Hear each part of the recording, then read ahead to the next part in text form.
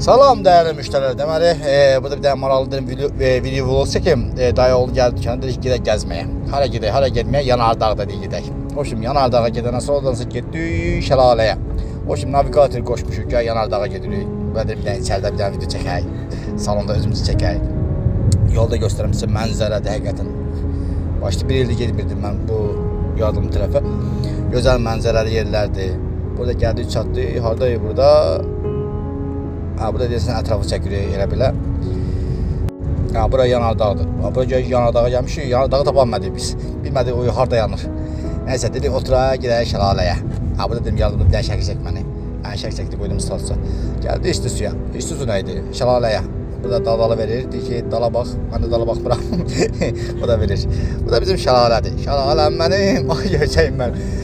O da biraz şəlaləni çəkər. Dayı oğlu deyim. Dedim mən çəkdim mən də biraz onu. Həqiqətən çox gözəl mənzərəli yerlərdir.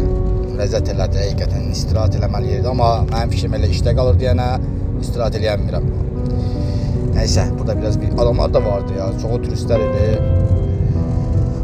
Mənzərəli yerləri. Dayı oğlu da pasiyant telefonlarında çəkir. Mən də burada bir dənə tez bazar dedim, baxın görün. Gəldim, çıxdım körpüyə. Burada qorxurdum ki, telefonlarımdan düşəcək. Buranı da bir dənə mənzərəli yeri çəkeyim. Sonra burada iki tane şarala var. Biri böyüdü, biri balaca. İndi gedirik lap böyük şaralaya. Burada dedim bir dənə çəkim. Gəldik. Yok burada məni çəkir. Məni çək, gör xəbərim yoxdur. Burada çəkir. Çəkdim. Həqiqətən çox gözəldir. Mənzərədir, ləzzət eləyir. Bir dənə orada çay da içdi. Orada mənə sual verirlər ki, bunun yuxarı su hardan gəlir? Dedim, nə hardan gəlir? Nəysə. Bura baxın, tökülür. Həqiqətən baxanda adama zövq idi, istirahatdır. Burada da maşallah cəmaət var idi, adam çox idi, hamısı çəkir şəlaləni. Mən də çəkirəm. Mən gəlmişəm bura deyənə heç kim gəlmir şəkil çəkməyə. Mən düşəndən sonra hamısı cumduruq. Dayı oğlu da məni çəkir oradan.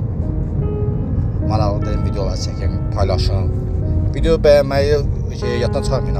Baxırsınız bir dənə bəyənməyi də vurun. Burada da bir iki saniyelik çəkib. Burada dayı oğlu zəng elədi, burada çay içirik elə həmin yerdəyik. Asımdır, zəngləmişdi, haradasınız, nə edirsiniz, nə niyyədir gəzirik.